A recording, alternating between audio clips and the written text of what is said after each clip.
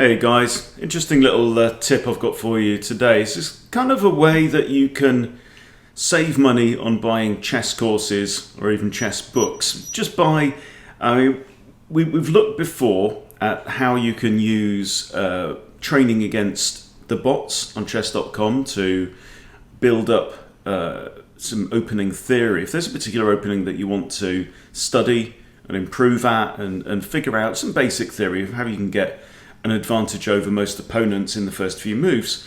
But there's another interesting approach that I'd like to suggest that you might want to consider to help you out. So if there's a particular opening, for example, that you want to learn, then another resource that you have is the database of master games that have been played before. Okay, so right now I purchased Grandmaster Simon Williams' course on the Jabava London system year or couple of years ago even, right? And I'm just reviewing that right now. It's on Chessable, but to buy it with the videos is over $100 or over $150. It's quite an investment to learn one new opening, and a lot of people aren't going to want to spend anywhere near that kind of money. But you can approximate some of that. You don't get the actual tuition. They don't actually teach you the ideas this way, but as you would get from a course. So it's not. I'm not saying this is as good as a course, but for example, I've loaded up the chess.com Explorer here, okay, and I've filtered it for master games played by Simon Williams as white. Okay, and we're looking at d4 games, right? So, so Simon has played d4 more than almost like 2/3 of the time. Okay, so I'm looking out for this Jabava London system. Okay, so the most common response, knight f6. Knight f6 is there to prevent e4. Okay, another option, of course, is d5, and that's quite common as well. Now, Simon's most common response, but remember he's been a grandmaster for 20 odd years, so he's played a lot of c4 in the past. Now that's not the Jabava London. So the Jabava London system, so it's similar to a regular London system. Okay, a regular London system, you would bring out your bishop, you put your pawns onto these dark squares and build up a dark squared pawn pyramid. Okay, and then this knight sometimes comes in front of the queen. Okay, now in the Jabava London system, the bishop very often still comes out to here, but the knight comes to c3, which is a more, it's less, rather than being in a kind of defensive role on d2, it has many more ideas. It very often comes to this square, for example. Okay, so most common responses next by white, we're going to look at knight to c3. Okay, now that's actually his fifth most common continuation, but there are some games in it. Okay, so we're going to go to that, and that's a third move. Move 2. Okay, most common move now by white, d5. Okay, because again, now white is threatening to play e4 and get the advantage, so d5 prevents that. He's now got two pieces controlling that square. Okay, and now bishop to f4. So we have the most common typical opening position after 3 moves in the Jabava London system. All right. Now the Simon coined the name for the opening. Chess.com calls this the Queen's Pawn opening Chigorin variation with variations. So now what does Simon play? Oh no, what does black play? g6, most common. Okay, so going for a King's Indian defense kind of setup over there. Okay, now here Simon always plays e3. Now I'm studying the course, so I understand some of the logic behind this. Basically what he wants to do is he wants to play his knight to b5. All right, but right now if he played his knight to b5, we could, in fact no, this pawn would need to move first, but at some point the queen could come out here, right, with check. And then if the knight was on this square, it would be forced to retire back to c3 to block the check and save itself. Okay, so he plays e3 here in order to give the knight a safe square where it's defended by the bishop there. Okay, now I'm not going to try and interpret the entire course for you because there isn't enough time and YouTube would run out of disk space. So I just want to give you some basic hints. Okay, now the most common move by Black, in fact the only move that Simon's opponents have played, bishop g7. Okay, so going for this, going to castle that side of the board. Now I know this from the course and I've got it down in my notes already, that now what Simon plays is h4. Yeah, Harry is on his way. He's marching up the board. Now Black plays typically c5. c6 has also been played, preventing the knight to go here, but c5 has been played twice. And now, because this pawn has gone and this a6 has not been played, now Simon plays knight to b5. Okay, and this forces knight to a6 because he's got to defend this square that's now looked at by the knight and by the bishop, you see. And that's the advantage of having a knight out in the board here rather than sitting back quietly on d2. Okay, and this is the innovation that the player called Jabava played a lot and has recently started to gain in some popularity. Okay, so the knight's been forced to come to this square. It's on the edge, it's not a great square, but the knight is now stuck. The knight's now defending that. Also, the White's knight is looking at a7, so this rook is also stuck. So you could argue that these two important pieces are being tied down by these two pieces, which are actually lower value. It's a knight and a bishop, and tying up a knight and a rook, and that's the difference. So now Simon plays a4, and I think c3 is also an idea. So a4 defends this knight. He wants to play c3 probably to take this square away from Black's knight. And let's just see. Let's have a look at this particular game. Okay, so you can do this. You can browse the master's database and say to yourself, oh, why was a particular move played? Okay, and figure it out for yourself, which is even better than somebody telling you, right? So here we go. This is from the London Classic Open 2016. Okay, so Simon Williams, rated 2443, playing Ilya Iyengar, rated 2008. And this is the game that we have. Bishop comes out. So, I mean, knight out here is also just a different move order. Okay, now Iyengar is now going for the this King's Indian defense setup, and the knight comes out, and very standard position e3 now, creating a discovered defense of that square already. Bishop comes out, h4. Harry bursts out. Okay, now c5, and the knight comes in, threatening this horrible fork, winning the rook, and that forces now knight a6. There's no other way to defend against that. a4 defends the knight, and now the bishop comes out. Then c3, Black castles. Simple development of the bishop here. This bishop does not want to come to d3 for a couple of reasons. One is that Black could play c4, which would be annoying, but also because White has this light square pawn triangle already there, there's not much future for the bishop on this diagonal at this point in time.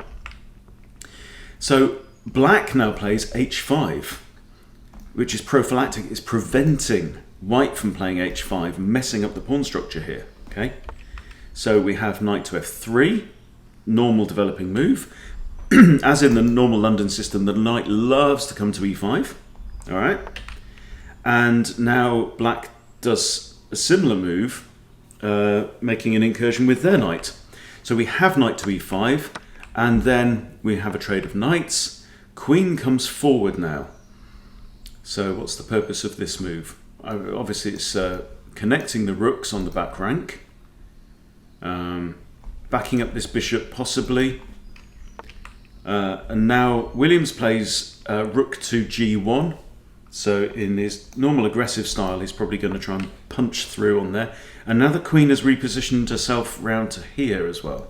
So the queen's come around this way now. Two attackers now on this pawn. Okay, so Simon now plays g4, immediately attacking the bishop, which means that this is not really an option. And we have pawn takes, and now bishop takes, and queen takes, and we trade off queens as well. Okay, so big flurry of exchanges. And how do we assess this situation? Well, this rook is not great because it's still defending this pawn. The knight is slightly, well, I mean, it doesn't have to defend this square anymore. The bishop's not looking at that square, and plus the king's moved away from here, so there's no fork anymore. However, the knight can't go there. Can't go there because of the pawn, right? Can't go there because it will be captured by white's knight. So it's only really got one square, so that's a very bad knight as well. Okay, it looks as though white's pawns are in a bit of a mess, and they kind of are. White has this active rook, has a reasonable bishop. This bishop, on the other hand, is poor. So you could really argue that, you know, despite the fact that black is castled, he's lost his h-pawn, and he doesn't really have very good pieces, really. Okay, so let's see how we continue. So the rook improves itself, goes to d8. Maybe preparing to advance through here, backed up by the bishop and all kinds of good stuff. Okay, and now king to e2. So there's no point castling the king at this point in time. I mean, I guess king c1, put the rook on d1 would have been playable, but this point in time, the queens are off the board. We're actually in an ending. So what you want is you want a centralized king, getting ready for its role in the end game of defending all the pawns and trying to guide the pawns through to promotion. Okay, so at this point in the game, you don't really want your king necessarily tucked away. Okay, so black now advances c4, and Simon continues with h5, giving up a pawn, offering up a pawn. Black denies, refuses the pawn, because it would leave the bishop pinned, and instead tries to improve his knight, which is good. We have h takes on g6 and f6. Pawn takes, bishop takes. All right, now it's all getting a bit hot. Now the rook from the a file comes across to h1, and it's starting to look a bit precarious. Black kicks the knight, knight comes back round to d4, and now a fork. Now Simon must have seen this, okay?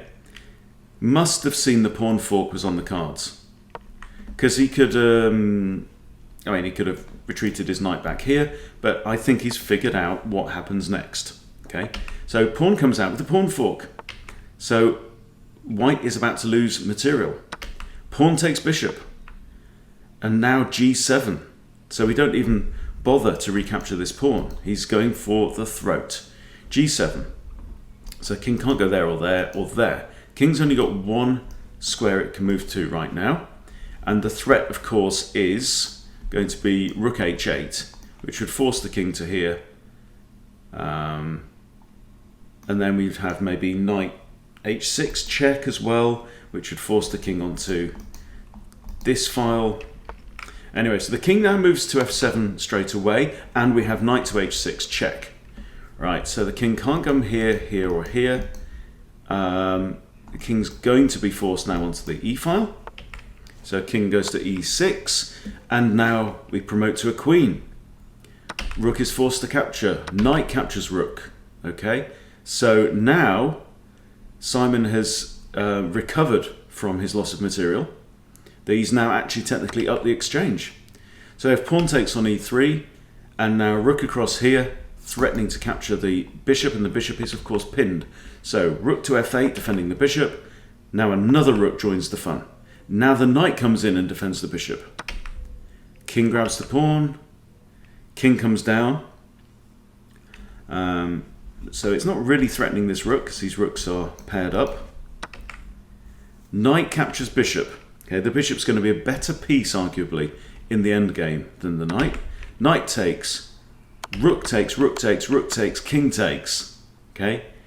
Now we are materially equal. Okay, But Simon, I think, has figured out, otherwise he wouldn't have gone into that long exchange, he's figured out that this is his game. Okay, so let's see how he finishes it off.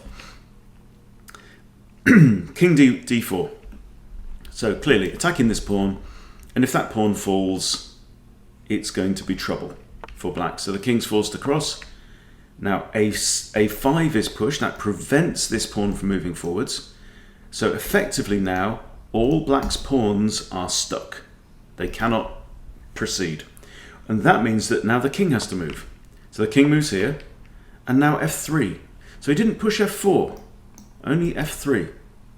Okay, so where's the king going to go? Again, the pawns can't really move. I mean, this one could move, but then, you know, we're going to have a passed pawn. The king is going to be forced to recapture the pawn, and then this pawn will probably have a clear run to the line. King moves across anyway. Now the king takes the initiative and is now guarding these squares here. So how is black going to prevent the pawn from promoting? He's not.